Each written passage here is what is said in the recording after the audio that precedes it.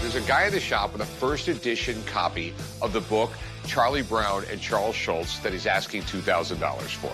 The first page has a hand-drawn comic of Snoopy sitting on his iconic doghouse, and it's signed by Charles Schulz. I've asked Rebecca to come by and snoop through this book to see if it's worth the asking price. Hey, Rick. Okay, so we have Charlie Brown.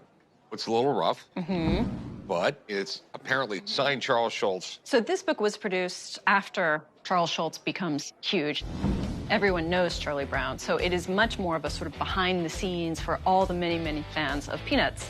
And it is treated that way. You get a little bit of a retrospective of the comics over the years, as well as a little bit of biographical information about Schulz. And it is really meant to be a sort of memento popular piece for anyone who's into Peanuts, which means it was printed in a huge amount of copies, and therefore it's a relatively common book. However, that changes when you open it and you go, oh, I see there's a drawing of Snoopy, which is what you want if you're going to have a Schulz drawing. And then this is one of the books, they make it very easy for you. They literally say first printing on the copyright page.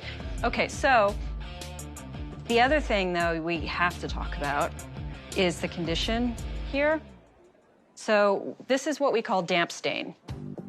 And damp stain is evidence of some type of exposure to moisture. In this case, it really looks like this got hit with some type of water pretty extensively. It becomes a magnet for mold.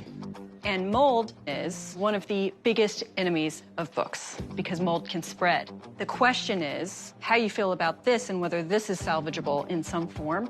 Okay. And for that reason, I would suggest bringing Steve Grad in. Okay. I mean, so you're just basically saying there's not a lot of money for this book? A fine copy of this without the signature is $50. This type of a sketch in a book that's in fine condition could be $3,000. But that's not the realm we're living in for this copy.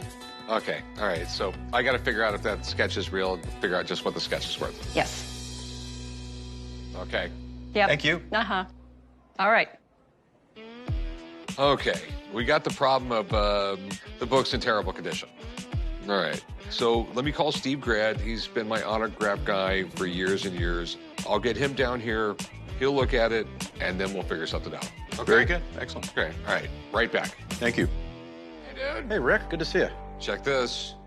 Oh, all right. The Pulp Fiction open the briefcase moment. Very similar. You don't have the light, but man, it's right up there. That's pretty cool. I talked to Rebecca about it. Like, the book value itself is sort of gone. Right.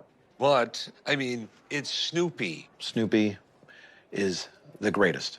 Snoopy's still popular through greeting cards, through the show. I mean, it's part of the fabric of cartoons still. And Charles Schulz, he inspired so many other comics.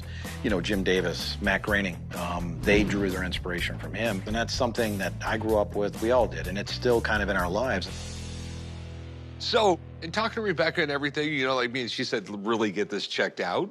Of course. So let's first take a look and see what we're dealing with ink-wise.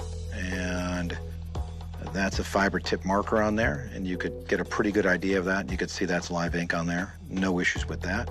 The next thing I want to do is kind of just look at some examples of his signature. Unfortunately, he's also heavily forged. Full name signature here. This whole area is really bothering me, and if I take a look at this, I'm starting to see pauses in here, and that's not something he really did, even in old age. He wrote with speed, he wrote with spontaneity. I'm seeing something more clunky and more deliberate. Unfortunately, I don't think this is good. Rick, this one is not worth anything. Yeah, I'm sorry. Okay, thanks. Good to see you. Yeah, good luck. Yep, thank you. Take care. Yep. Thank you. All right, well, not a good day for you, man. Apparently, it's not worth peanuts. I wish we could do something, but unfortunately, it is what it is. That's what it is.